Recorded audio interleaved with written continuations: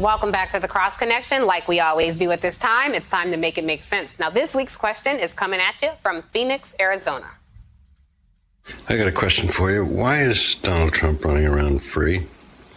I mean, he incited a riot. He continues to do so. People in court defending themselves are citing him as the reason why they attacked the Capitol. If we played by his rules, he'd be in jail. Or worse.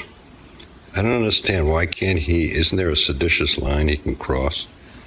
I know we have free speech in this country. As my friend's 4-year-old would say, we should cut his butt off and put him in jail.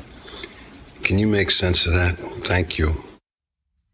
What a smart 4-year-old. I cannot tell you how much I appreciate questions like these. Now, with Donald Trump winning the 2024 presidential straw poll at CPAC, Crazy Pack, it's easy to forget just how much active legal peril he is still in. As of this morning, Donald Trump is caught up in at least 5 different criminal investigations. That's 2 state investigations in New York, one of which has already resulted in criminal charges against the private company that Trump owns and controls, and its top money man, Allen Weisselberg. Now, just this week, the Trump org axed Weisselberg from his job as CFO following those charges, leaving Alfalfa and Spanky there in charge, at least on paper.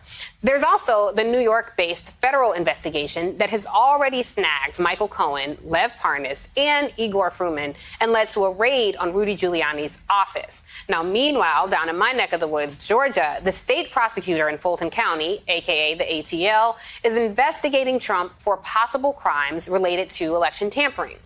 Now, remember when Trump asked their Secretary of State to find him 11,000 votes? Well, Fulton County's district attorney does, and she wants answers. Then there's the federal investigation out of D.C. looking into Trump's role in inciting the January 6th domestic terrorist attack on our nation's capital. You guys know what we all watched with our own eyes live as it happened. Even his own supporters say Trump was at fault. Well, I mean, at least to the extent they can claim that Donnie made me do it as a defense. Now, so much for the party of personal responsibility, am I right?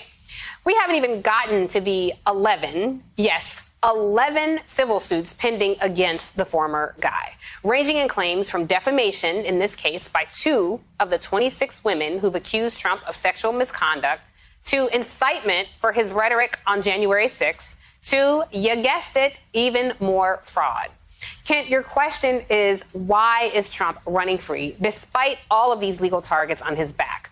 The answer is that he has yet to actually be charged with any crime outside of the impeachment setting, which he beat twice, thanks to his Republican sycophants in Congress.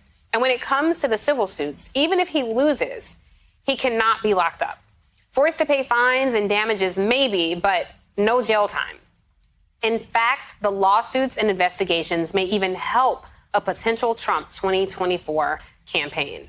God help us. Trump gets to whine about a witch hunt every time another one of his cronies gets got, further radicalizing his basket of deplorables to believe that the rule of law doesn't apply to them, which is, of course, ironic considering Donald Trump's personal standards for law and order. So if you see somebody getting ready to throw a tomato, knock the crap out of them. I promise you, I will pay for the legal fees, I promise. I'd like to punch him in the face, I'll tell you. See, if I say, go get him, I get in trouble with the press.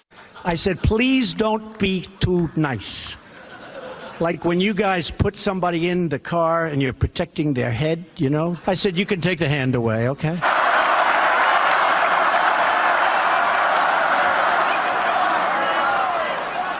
You got to speak to Jeff Sessions about that. All that talk from President Bone Spurs, who wouldn't bust a grape in a fruit fight. So for now, Kent, no one's locking up Trump. And cutting off his butt would probably be considered cruel and unusual punishment. And to those of you also watching at home, please keep sending me those questions. Be sure to tell us your name, where you're from, and record your question in a minute or less. Then email it to us at crossconnection@nbcuni.com, or you can simply tag us on Twitter, and together we will make it make sense. At least we'll try.